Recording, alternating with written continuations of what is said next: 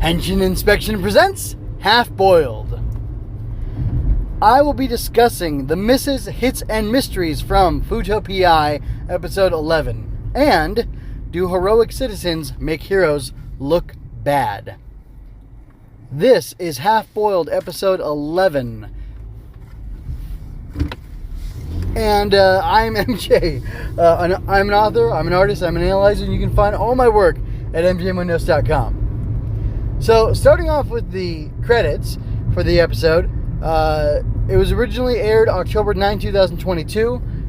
It is called Superhuman R, which is R is for reactor, right? And it's also called, the other half of the title is In Search of a Connection, which makes a lot of sense in retrospect. And it was written by Riku Sanjo, and the director is Yousuke Kabashima. So, yes, Kabashima. Do-do-do-do, Kabashima. Do-do-do-do, Kabashima. So, starting with the misses, a little creeper trying to be a peeper on your girl Tokime was gross. I accept this as villainous behavior, but it was a little extreme. We definitely haven't had anything like that in Kamen and Double, although I'm thinking about Weather and how gross he was. So, yeah, but still, I mean, get naked so I can examine you. I'm 12, you're, 25 or whatever. That's weird. Like, that's gross. So, and then, he's a brachiosaurus. So, do brachiosauruses have, hypnotic mind control, make you get naked powers? I'm going to try that. Hey, baby, I'm a brachiosaurus. Why don't you get a little more comfortable with me? It doesn't work. It sounds stupid. Super stupid. Anyway, so moving on from that one. Reactor could have taken more damage from that big bad beetle blast that they gave him. First of all, well, I'll give you the other side. I like that there's character even in things like Shotaro makes up stupid names for the attacks, which I like them because they're fun and stupid, but and Philip says stuff like, hey, I'll leave the naming of the stupid attacks to you, and the fact that they also used Excel's his stag phone or his stag memory or whatever you want to call it, they use that in their attack as well. So it was like a whole Kamen Rider team effort. It was pretty cool because Philip came up with the strategy, Shotaro came up with the stupid name, and I guess he shot the weapon too, and then they had to use Excel's weapon as well. So it was a good thing that Terry Ryu was there, otherwise they wouldn't have been able to do it. But I like all that. That's pretty cool, and I like how it all works together, which I'm still in my misses, so I'll go on to say a couple more negative things, and I'll talk about some positive stuff. So, the road sector, that's a Kamen Rider Black joke. The road sector of enemies felt off to me. So, there were 20, 30, 50, 100, I don't know how many of these road guys there were, but there were too many of them. Supposedly, the original Road Dopant that they fought was a lower level guy, and he seemed a lot tougher when Double fought him at the end of episode, I don't know, what was that, 3 or 4? Anyway, I don't like that. It just seemed too much. And it didn't really make sense to me that they were able, they switched to Luna Trigger, and Philip is taking out these guys, no problem. I think Philip shoots, right? The yellow side? Anyway, regardless, they're just taking out these guys with Luna Trigger, no problem, and Excel's hitting him with his electric blade or whatever, and again, he has no issue taking him out. And it doesn't make sense to me because of how tough of a fight it was, at least from what I remember. At least the framing of it was making it look like a tough fight if it wasn't actually that difficult for them. And, maybe it was because it was their first transformation in the show and the story and such. I don't know. And the last thing, this is also regarding the gathering of roads. What is it? What is the group pronoun? No, not pronoun. What is the group noun for a collective of roads together? A freeway of roads, a highway of roads, a byway. That doesn't sound right. A turnpike. Anyway, whatever. This group of roads. It's called a sector of roads. Come on, you already made the joke, man.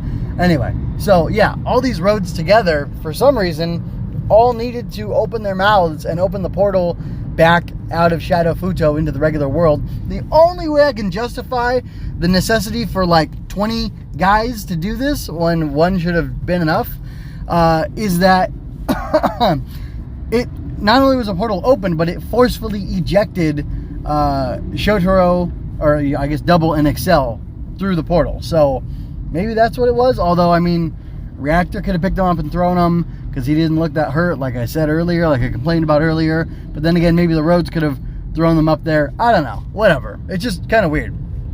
Let's move on to the hits. There's less hits than there are misses, but it's still overall good. So we'll get into it. So I gotta say, Accel and Double, as much as I didn't like them beating on these guys so mercilessly, they looked really good mowing down the Road Dopants. That was pretty sweet. So I don't know. I'm a complex man. I don't like that they were able to beat them so easily, but I liked how good they looked while they were doing it. So, you know, whatever.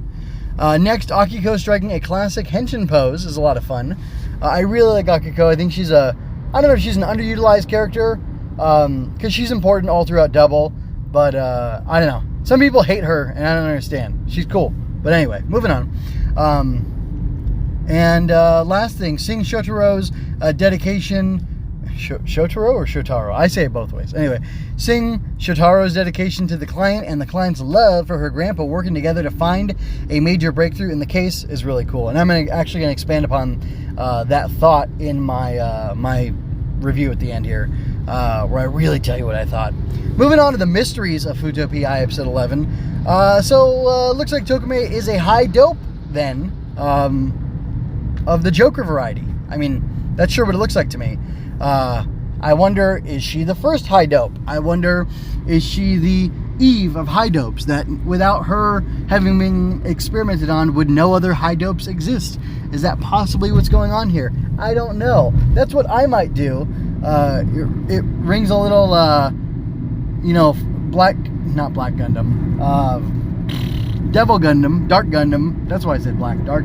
Anyway, Dark Gundam Final Evolution type thing with Rain. And yeah, that works for me. Speaking of which, anytime I mention Mobile Fighter G Gundam, I also have to mention the fact that you can go on mgmonews.com and look up King of Hearts, Queen of Sorrows, which is my episode by episode analysis of that wonderful magical gift of a show. Anyway, so let me see. Oh yeah, more questions about Tokime. So does Tokime have other Joker powers than what Shotaro has? I don't really know what the Joker powers are. So they could be anything. Like, supposedly it gives him melee prowess and like good luck, or like a weird generic edge or something like that. That's I believe that is the official description of it. And there is one point at which you probably don't. Well, depending on how much of a double newbie you are, I'll put it that way. If Fuuto PI is your first exposure to Kamen Rider Double, they've explored Double, and he's had a all Joker form before, and I don't remember him having any other special thing other than like he got like purple glowy fists. So you could say that's psychic power around his fist, kind of like a Tokime seems to have psychic power because she was able to knock over Hentai-kun, if I can call him that. Hentai-kun, I'm gonna have to use that. Anyway, and yeah, so I don't know what the powers of Joker are, and they were never really explained. So she either has the identical powers as a high dope, or she has different powers. Although, I mean, like really, what was her name? Grandma Kikyo? Was that what it was? Anyway, whatever. Kiko, maybe? Anyway, you know, the old lady, alcohol. She just, like, was able to, like, blow up walls and, you know, use the force and do all sorts of weird stuff because she was a high dope. And, yeah, I don't know.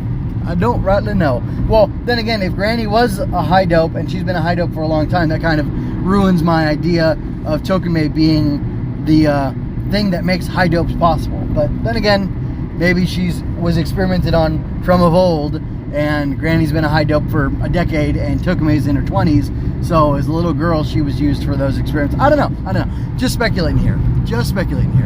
All right, so moving on, I'm going to go ahead and give you my score for this episode. I'm going to give it an 8 out of 10. Sometimes you just have to roll with things, you know? So I would say the episode is solid. Other than Hentai-kun, other than the kid being a pervert, I like everything fairly well to a lot.